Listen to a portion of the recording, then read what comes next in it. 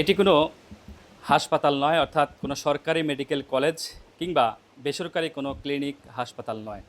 এটি হচ্ছে একটি কবিরাজ বাড়ি, নাটোরের লালপুর উপজেলার ইসলামপুর গবরগাড়ি নামক যে এলাকা, এই এলাকার প্রায় 4 থেকে 5 শতাধিক কবিরাজ রয়েছে, যারা শুধুমাত্র পাতা এবং যে প্রাকৃতিক যে গাছ, সেই গাছের ঔষধ দ্বারা, অর্থাৎ গাছের থেকে তেল হয়, তৈরি করা হয়, সেই তেল দ্বারা এই রোগীদেরকে চিকিৎসা দিচ্ছেন। কবিরাজ এবং কবিরাজদের দাবি যে তারা অল্প মূল্যে চিকিৎসা করাচ্ছেন, আর রোগীদের দাবি তারা এখানে এসে চিকিৎসা নিচ্ছেন, সুস্থ হচ্ছেন। কিন্তু যেভাবে তাদেরকে চিকিৎসা করানো হচ্ছে, একদম অপরিচ্ছন্ন অপরিষ্কার জায়গায়, এখান থেকে অসংখ্য রোগী পঙ্গুত্ব বরণ করেছেন এই কবিরাজদের চিকিৎসা নিয়ে।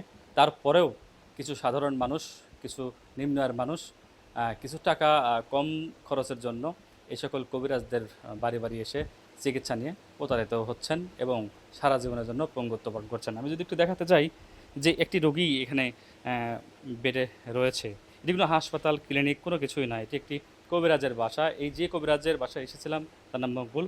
তার বাসায় মোটামুটি আমরা যা লক্ষ্য করলাম, কমপক্ষে 15 থেকে 20টি এরকম বেড রয়েছে।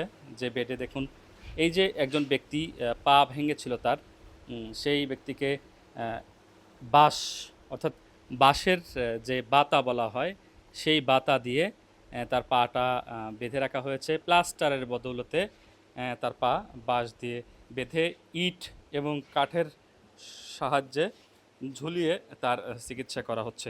তো আমরা এই রোগীর কাছ থেকেই জানবো আসলে তিনি কোথা থেকে এসেছেন, কত টাকা খরচ পড়বে এবং তার এই চিকিৎসা পদ্ধতি কেন, চিকিৎসকের কাছে না গিয়ে তিনি কেন কবিরাজ বাড়ি আসলেন। আপনার নাম? আমার নাম মোহাম্মদ জনি আলী। কোথা থেকে আসছেন আপনি? আমি চারঘাট থানা আমার বাসা। আপনার কি হয়েছিল? আমার আম গাছ থেকে পড়ি পা হাড় ভেঙে গেছে। আচ্ছা আচ্ছা। আপনার হচ্ছে যে এই যে আপনার এখন চিকিৎসা কিভাবে চলছে? আমার চিকিৎসা যে প্রথমে এসে হাড় জোড়া লাগাত দিছে, টাইনি দি পাতা দিছে, গাছ দিছে, গাছের তেল মালিশ হচ্ছে। কতদিন হচ্ছে এখানে আসছেন? 9 দিন হচ্ছে আসা। আচ্ছা, কত টাকা কন্ট্রাক্ট নিয়েছে কবিরাজ? এই কম টাকায় 10,000 টাকা। আচ্ছা, আপনার পা ঠিক করে দিবে?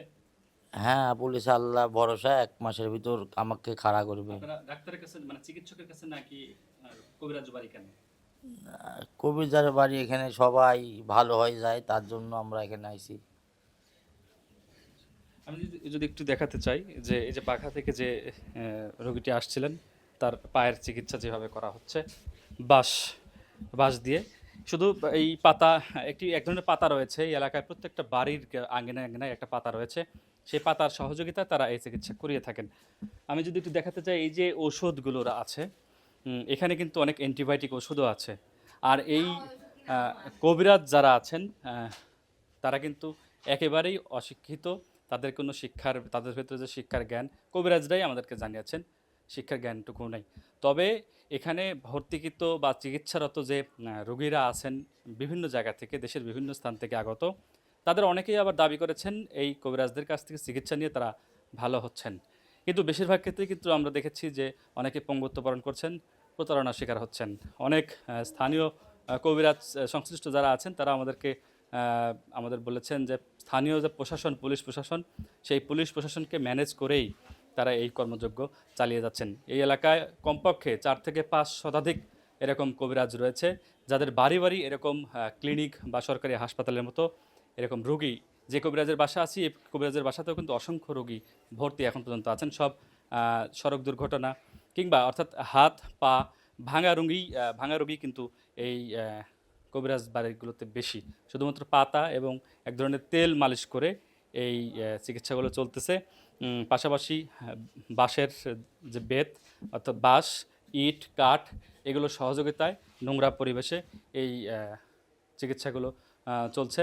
স্থানীয় সচেতন মহলের দাবি, অতি দ্রুত প্রশাসনিক ব্যবস্থা না নেওয়া হলে দ্রুতই যে মানুষগুলো পঙ্গুত্ব বরণ করছে, আরও শত শত মানুষ পঙ্গুত্বের শিকার হবে বলে আমাদেরকে জানিয়েছেন। Nazmul Hasan, one news, Natore.